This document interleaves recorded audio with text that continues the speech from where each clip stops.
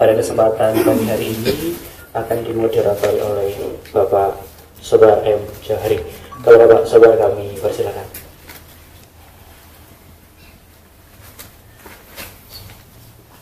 Assalamualaikum warahmatullahi wabarakatuh. Alhamdulillah, alhamdulillahirabbil alamin, wa bihi nasta'inu ala dunya waddin, wassalatu wassalamu ala asrofil anbiya'i wal mursalin wa ala alihi washabihi ajmain.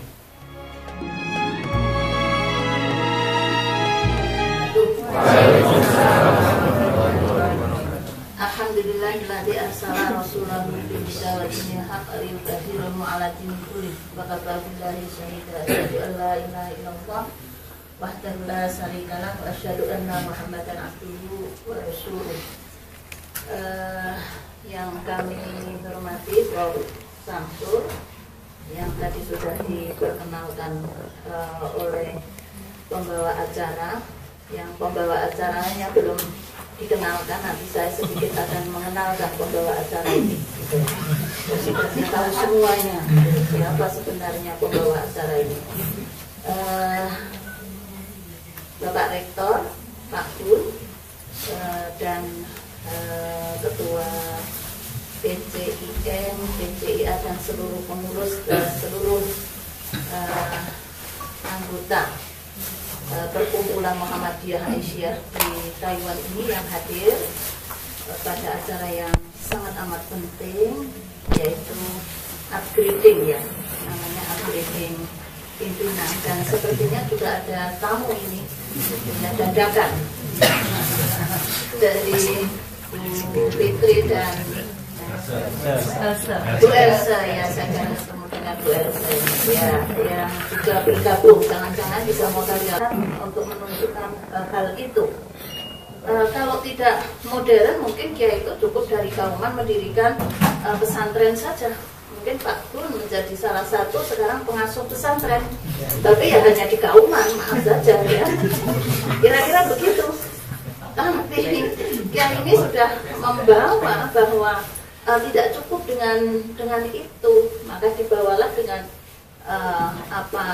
pemahaman keislaman dan pemikirannya yang dipandu dengan hati, ya, saya yakin dipandu dengan hati itu kemudian menjadikan Muhammadiyah ya harus sebagai sebuah harakah, sebuah gerakan yang memang gerakan ini harus di mana tidak harus kemudian yang sekarang banyak konflik, ya, kemudian habis antara laki-laki dan perempuan, tidak itu, ya, saling komplementer.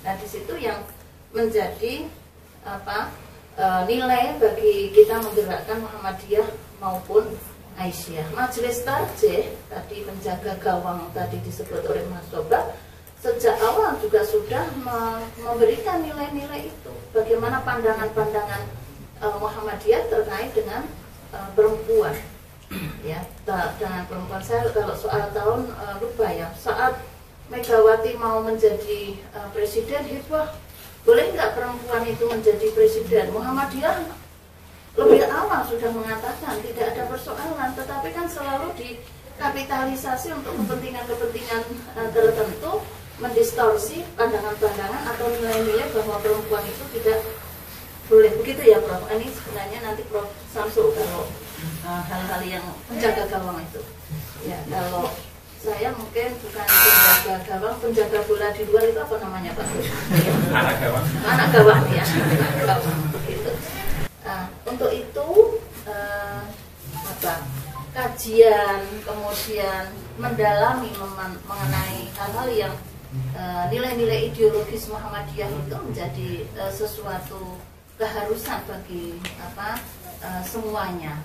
Misalnya Bu Yuniar, kalau Bu Yuniar ini dulu sebelum ke Taiwan ini salah satu pengurus majelis tabligh di BP Aisyah, ya. Kemudian setelah periode ini jadi pengurus anggota lembaga kebudayaan. Bu Yuniar ini dari kesehatan, ya, Bu, ya. Dari kesehatan kok masuk majelis tabligh? Mestinya yang masuk majelis tabligh itu fakultas agama, begitu ya, langsung tadi. Ternyata kan Muhammadiyah berbeda. Nah, pemahaman mengenai bagaimana hal yang harus disiarkan dan diajarkan juga memerlukan dari seluruh aspek kehidupan. Bahkan teman-teman Aisyah, kalau kita bisa melihat bagaimana problem perkembangan dan isu-isu mengenai perempuan dan anak di negara kita, di Indonesia juga masih sangat aktual dan memprihatinkan. Teman-teman Bu Elsa dan Bu Fitri ini dalam kajian-kajian kesehatan atau teman-teman semua yang di bidang kesehatan luar biasa persoalannya di sini ya. Yang tentu tidak akan selamanya di sini ya Mbak, ya Bu siapa? Bu Santi begitu. Dan kita apapun kan kangen Indonesia gitu. Di sini ini kan kita sedang berjihad untuk mencari ilmu, berjihad untuk kita juga melalui pikiran dan tenaga kita bisa mendapatkan kehidupan yang lebih baik dan tujuannya untuk kepentingan keluarga dan lingkungan yang lebih luas lagi begitu. Nah, maka tadi kembali kepada apa yang harus kita dapatkan, kita gerakkan, kita kaji bersama-sama melalui PCIM itu dengan nilai-nilai Muhammadiyah, tetapi nilai-nilai Muhammadiyah itu bisa mengarusi seluruh bidang kehidupan, sekaligus juga mengarusi bagaimana langkah-langkah kita bisa mendakwahkan banyak hal di mana kita harus menyelesaikan banyak persoalan. Seperti Bu Hayinah Mawardi dan lain-lain, dan itu menjadi cikal bakal Hari Ibu. Jadi sebenarnya Hari Ibu ya Hari Aisyah itu. Cuman kita sebenarnya nggak tahu. Jadi banyak hal yang mulai digali, dan nanti bisa Ibu-Ibu Aisyah bisa ditanya mendalam ke Bu Nur. Terus berikutnya, yang kedua, ini tidak kalah menariknya tentang mungkin Pak Samsul tadi saya bilang itu salah satu penjaga gawang kejumudan di Muhammadiyah, di anak-anak muda dan pemikirannya. Karena kalau sampai Islam itu jumud, berarti Islam itu mati. Nah, jangan lupa juga ini Bu Nur, Pak Bu dan Pak Samsul, ini live streaming Bu, TV Surya Formosa. Oh, tadi nggak kasih tahu. Kalau tahu kan saya ada actionnya. Nah, nanti ini teman-teman. Dan direkturnya sudah seperti Bang Karni Ilyas itu, Bang. Siapa direkturnya? Ini dan banyak yang review Bu.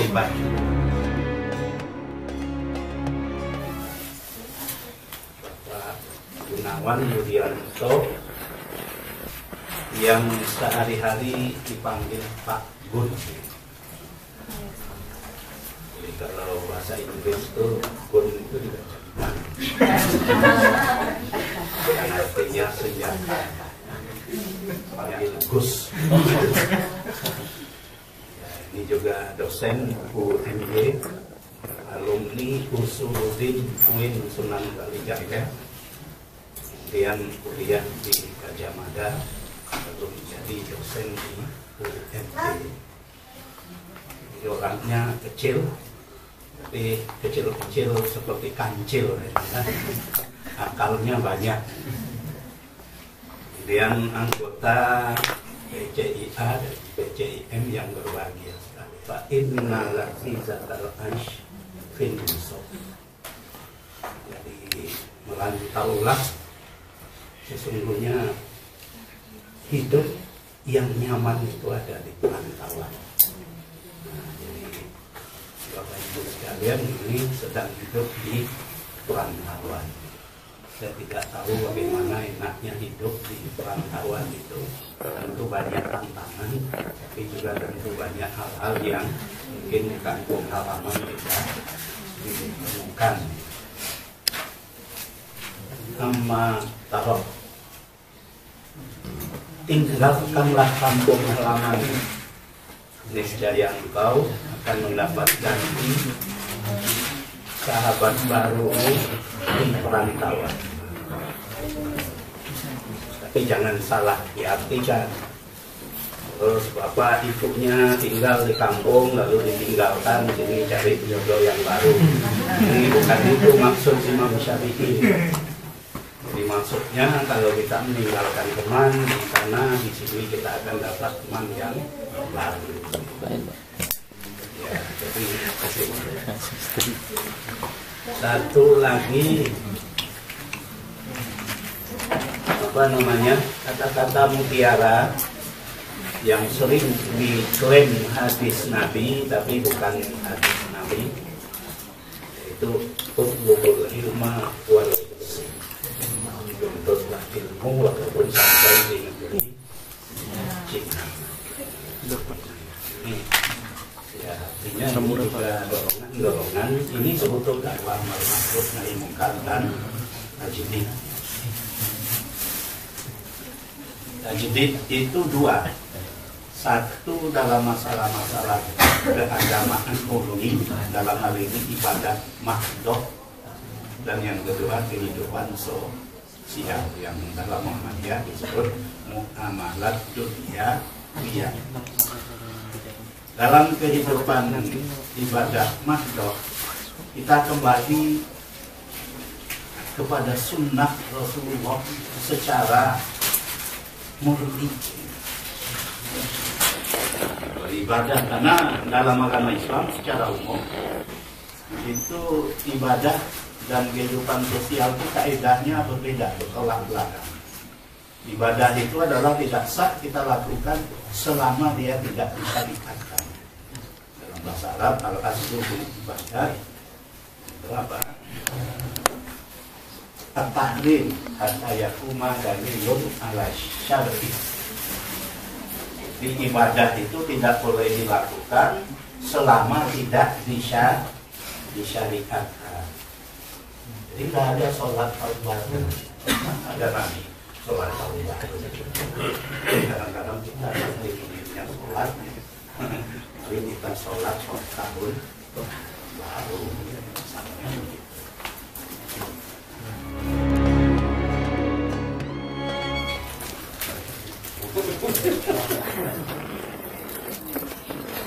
Assalamualaikum. Waalaikumsalam warahmatullahi wabarakatuh.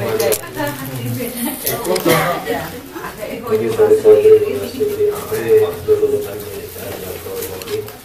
yang hormati itu di Dr. Nasional ini sejawat saya begitu saya mengerti waktu mungkin saya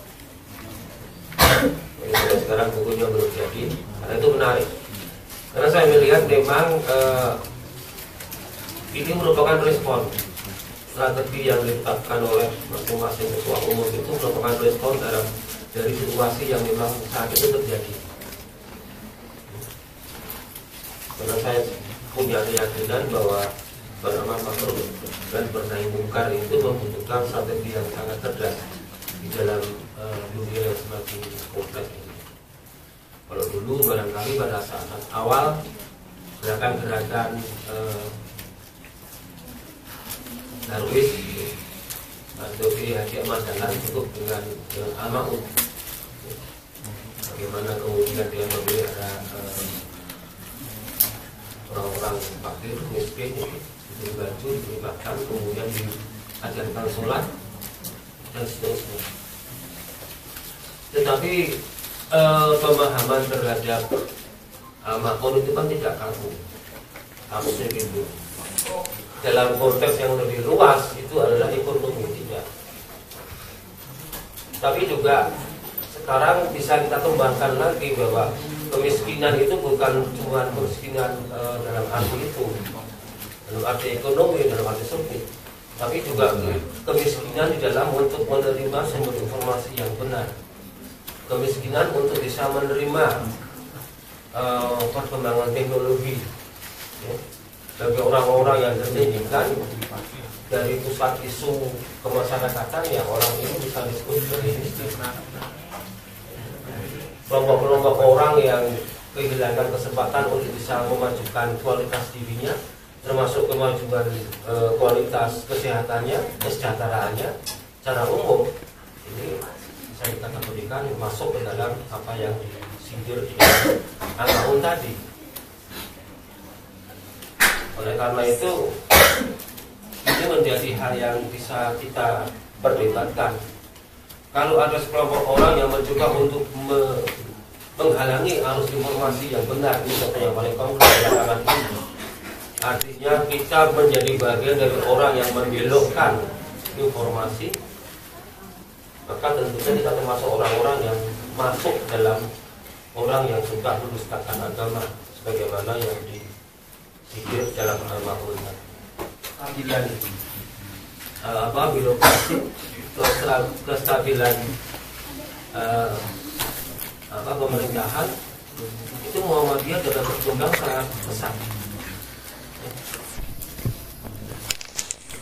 Sehingga banyak orang merasa takut terhadap gerakan ini. Bukan cuma sekedar movement gitu. Banyak para ahli yang mengatakan bahwa Muhammadiyah itu adalah bottom up institution.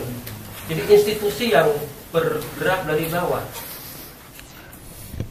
Lain dengan gerakan lain dengan organisasi yang mendapatkan dropping dari pusat. Jadi begitu pusat dikuasai, begitu pusat dikooptasi, maka secara otomatis seluruh ornamen organisasi dari pusat sampai daerah itu akan bisa dikuasai. Tetapi orang merasa pusing terhadap Muhammadiyah. Bagaimana memperlakukan Muhammadiyah ini? Bagaimana men-treatment Muhammadiyah ini? Karena Muhammadiyah itu bottom up organization. Dikatakan institusi karena Muhammadiyah juga menerapkan instrumen organisasi modern. Sehingga orang untuk, mohon maaf ini kalau kita bicara tentang sedikit masalah politik. Politik tidak harus berhubungan dengan perebutan kekuasaan. Jadi mohon dikasih garis merah gitu, bahwa politik itu adalah sebuah strategi untuk mencapai tujuan. Jadi bukan melulu berhubungan dengan perebutan kekuasaan.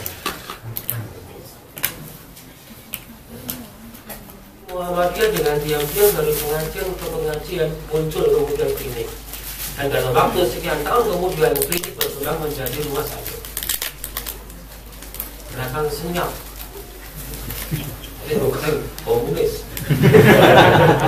Jadi gerakan senyap untuk berdakwah, gerakan senyap untuk memberi kepada komunitas. Ini yang kemudian orang mesti harus, toh akhirnya menjadi menarik. Bukan dalam arti nasional, tapi harus juga melihat sekarang wawasan internasional. Pertama, 10 tahun lagi Indonesia akan punya bonus demografi. Ya. Sekarang ini banyak orang tidak mau punya anak. Hanya orang Indonesia yang punya hobi bikin anak. Tapi kalau generasi kita tidak dididik, itu sama saja bahwa nanti itu akan mendorong ke era kembalinya era perbudakan. Era perbudakan tidak secara fisik dilakukan orang. Contoh, salah satu ketergantungan kita kepada salah satu jenis software itulah bentuk dari perbudakan modern. Nah, makanya bonus demografi ini harus kita persiapkan pun. Kita siapkan untuk lebih berkualitas. Ada 2 hal. Pertama, nanti beberapa negara kita kecuali mungkin Malaysia itu akan kekurangan tenaga kerja muda. Sehingga mengapa sekarang orang ini dalam pemilu itu mencoba untuk menarik simpati kaum milenial. Walaupun sudah tua pun pokoknya tampil milenial. Lompat malah jatuh. Karena sudah tidak muda lagi. Karena kita lihat struktur pemilih kita yang kaum milenial mengerikan. Siapa yang bisa menguasai kaum milenial dengan ide-ide dan isu-isu yang mereka sukai? Akan menang. Nah, saudara sekalian, mau tidak mau generasi muda kita ini harus mengisi itu tenaga kerjaan. Kita lihat di Canggih misalnya, porternya, cleaning service-nya, semua orang-orang tua. Saya mau tanya, kemana orang mudanya? Oh, nggak ada mas. Kita ini orang muda sedikit, kalau sedikit, muda sedikit, dia larinya ke Australia. Nggak mau tinggal di Singapura.